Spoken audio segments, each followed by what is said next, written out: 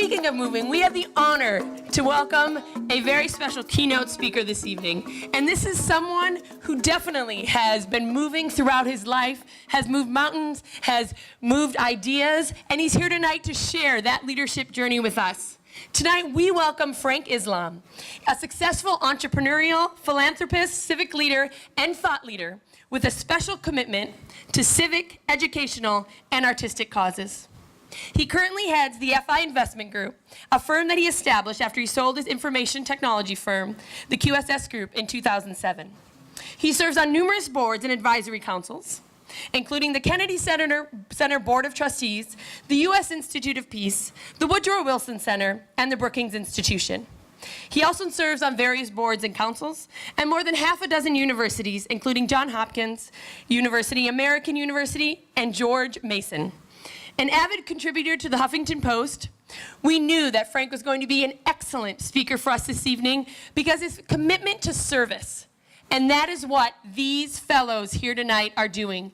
They are sharing their commitment to service, to giving a year of themselves and their professional lives to share that knowledge and to learn here in the United States so they can bring that back home. So please join me in welcoming our keynote speaker, Frank Islam, as he shares with us his own leadership journey.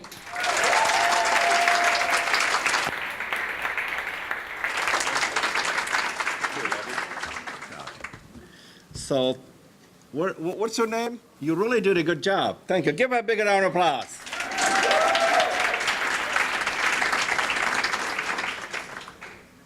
Long years ago, I also came as a student, and here I am in America, embody the American dream. So good evening. How are you? You guys doing well? So someone is going to Chicago. That's going to be a little cold there.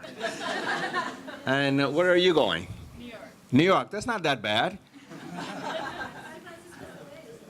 Eh? San Francisco will be pretty good. It'll be a little chilly, but it'll be pretty nice. You'll love it. San Francisco, eh? Here we go. Here. Reminds the song of Tony Bennett.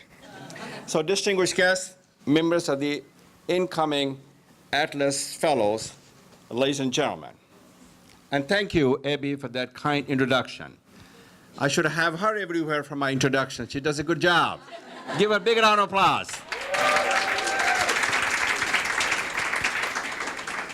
And thank you for your warm welcome.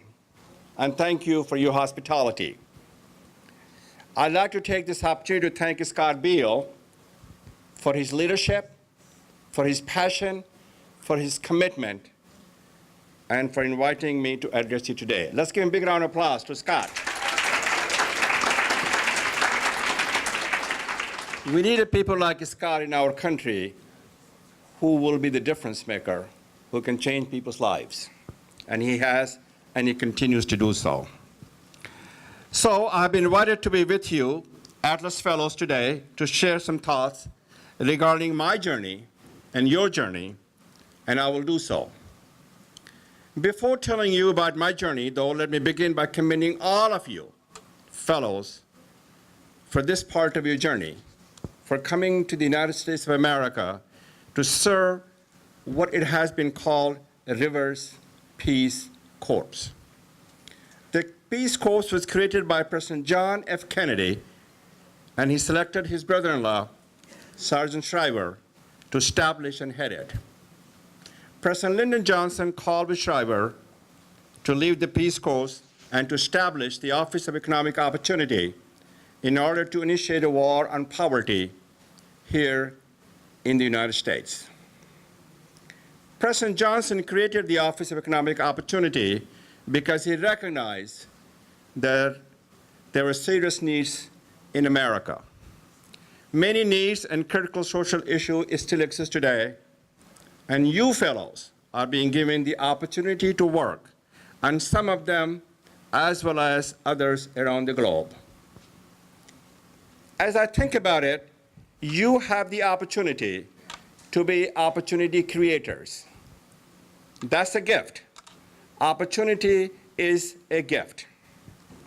It is a gift that I have been granted many times in my own journey. So let me tell you a little bit about their journey and my opportunities. My journey is comprised of 3 stages: beginnings, being, and becoming. I believe your journey will have the same 3 stages as well.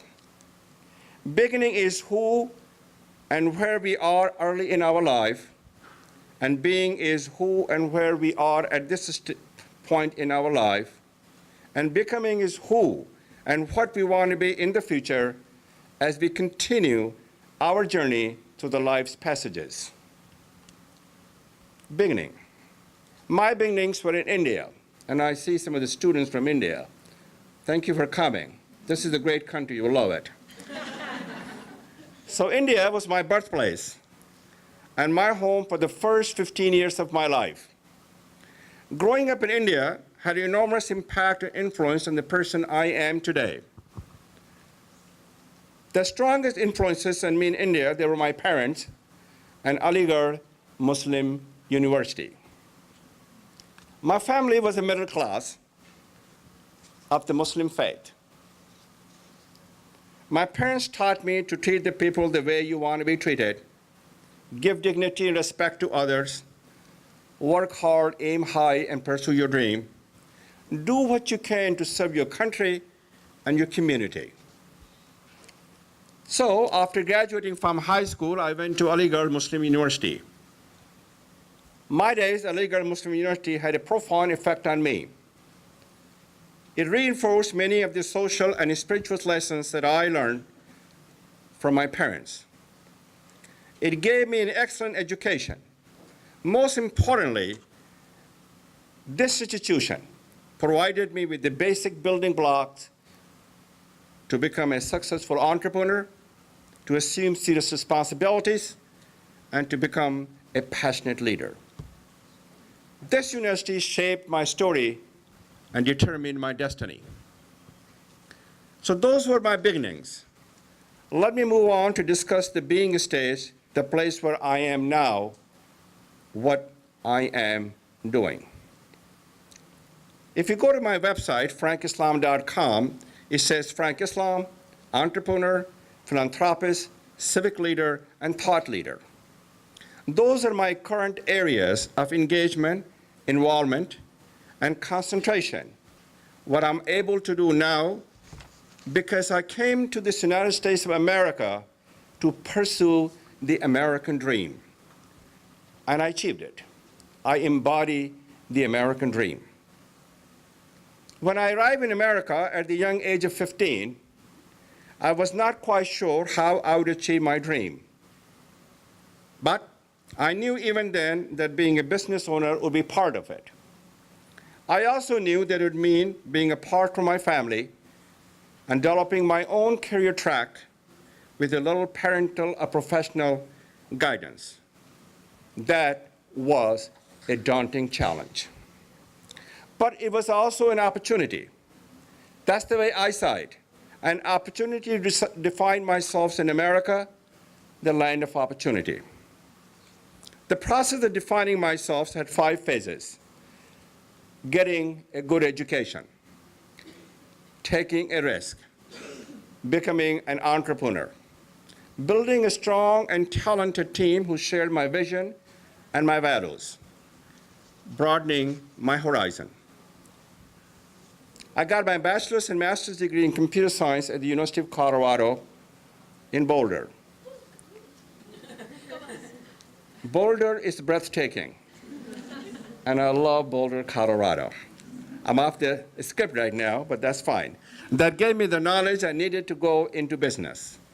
I always wanted to start my own business, but I knew that I needed experience first. So I worked with 2 major information technology companies in the Washington, D.C. area for a number of years. That gave me the skills and the real-world grounding that I needed to be a business owner. Then, in 1994, I started my business. Within 13 years, along with my management team, we took that from a workforce of 1 employee to more than 3,000 employees and approximately $300 million in revenue.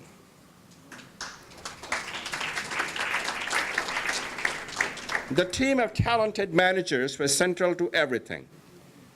Success in business is a team sport. So when people ask me how I became successful, it was not me, but we who made it happen. My journey was not a straight line. Indeed, there were numerous twists and turns. What enabled me to prevail on the journey was a belief in myself and those around me, and the opportunity presented by the American dream. Finally, I sold my company to Pro System in 2007. That sale allowed me to establish a private foundation that supports educational, cultural, and artistic causes here in the United States and around the world. That sale of my company in 2007 also gave me the time to reflect on my life, what I wanted to do in the future, and where to invest my time now that I was no longer the owner of a large business. Who and what did I want to become in the next stage of my life's journey? My story can only happen in America. It's America's inclusiveness and openness that provided me the latest opportunity to succeed. These are the strengths and the values and the qualities of America that all of us can proudly and truly embrace.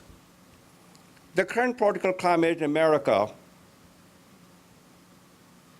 does not represent the character of our country. It is not who we are as an American.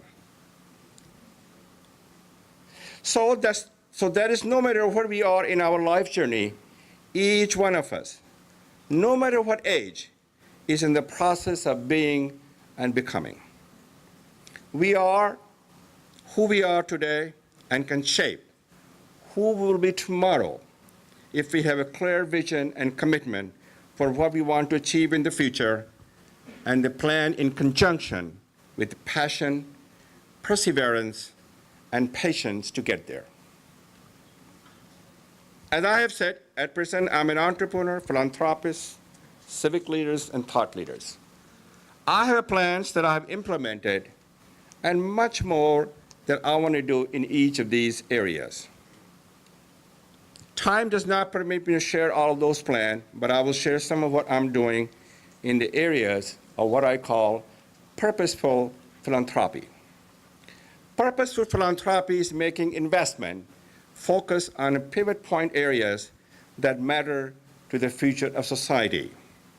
The returns on those investments are changes to conditions and are creations of individuals who will become change agents to address those conditions.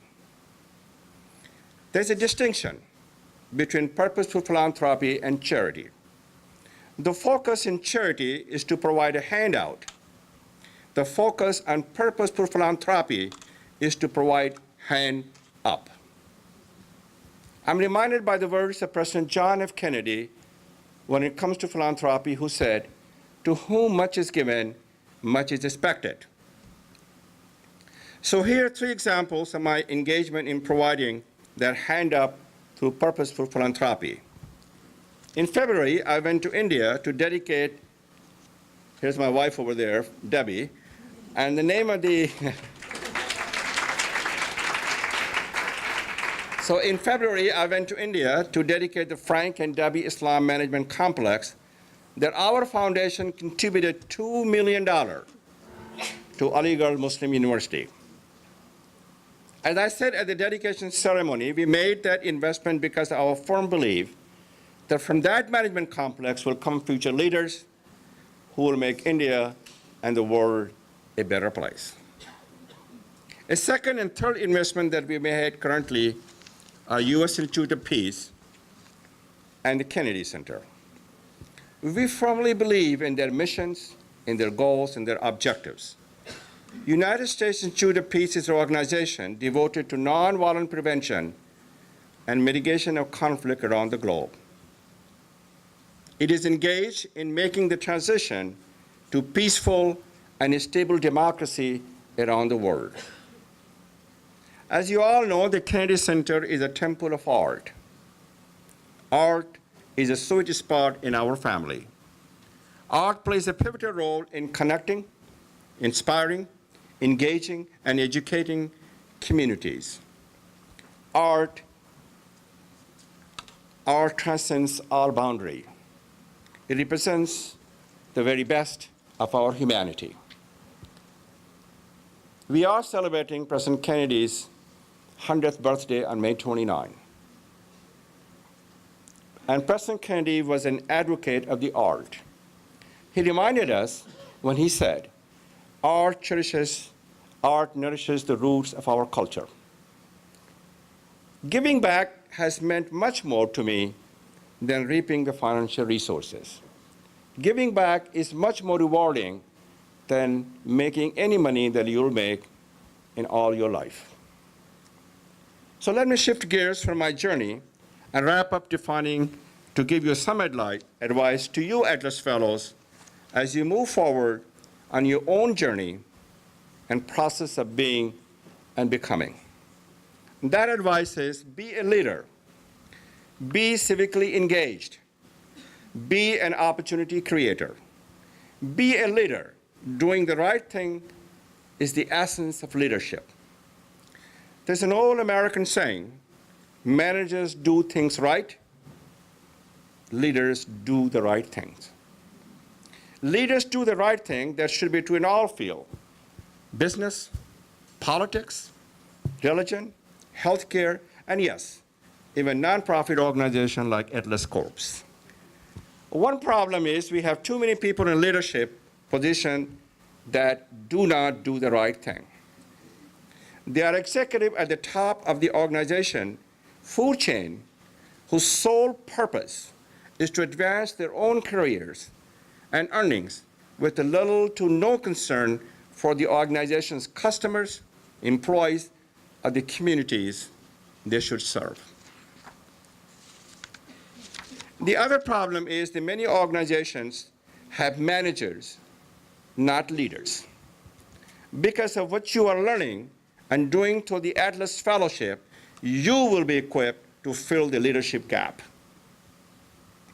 And you can do that by ensuring that your organization is a virtuous organization. The virtuous organization is one that has a strong moral compass and a compelling vision and a mission that creates value for customers, employees, and the community. Be civically engaged. Think beyond your own organization. When he was inaugurated on January 20th, 1961, President John F. Kennedy famously said, and I quote, "Ask not what your country can do for you, ask what you can do for your country." So you Atlas Fellows are already doing things for your country, so let me broaden President Kennedy's request. Ask what more can you do for your country in conjunction with other organizations and other leaders. If you've answered that question, ask what you can do for other countries in collaboration with leaders from those countries. Be an opportunity creator. Leaders create opportunity for themselves and others. Leaders create other leaders and opportunity creators. They have a multiplier effect by uniting others in a common cause. And they do this by establishing a clear vision and building acceptance and commitment to it, exuding a positive energy and optimism, and creating a can-do culture, promoting teamwork and mutual accountability and responsibility among team members, giving credit to others and taking the blame when something goes wrong, celebrating successes and treating failure as opportunity for improvement. Let me also add the following advice. Be a lifelong learner. Be the best you can be. Exploit your fullest potential. Do well, but also do good. Invest in others by sharing and giving back. When you're successful, provide the latest opportunity for others to succeed. No hope should be high enough for you to achieve, and no dream should be large enough for you to achieve. In closing, I understand that we have 17 countries represented among the fellows in this Atlas class. Based upon my review of the impressive background of you fellows, I'm confident that each country and the world will be better off because of your participation in this fellowship. It has truly been a pleasure to have the opportunity to speak with all of you Atlas Fellows, or, as I think of you, opportunity creators. I hope my thoughts will be helpful and contribute to your being able to take full advantage of your fellowship opportunity and use it to create opportunities for others, both during your time here and, more importantly, when you return to your homeland. I wish you all the best and good luck and Godspeed to each of you on your journey, and God bless you all.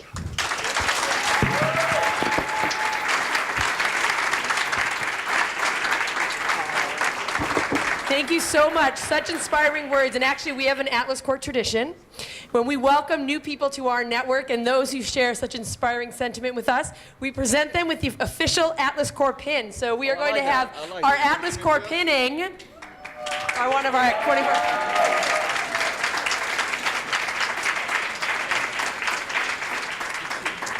She wants to get a photo, so you want to make sure you get a photo.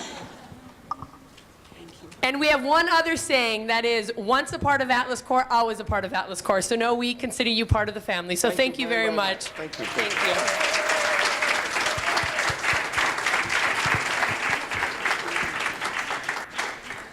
And he spoke a very true message, talking about purposeful philanthropy. And it's truly purpose that drives so much of what we do and so much of what brings these young individuals with us here tonight.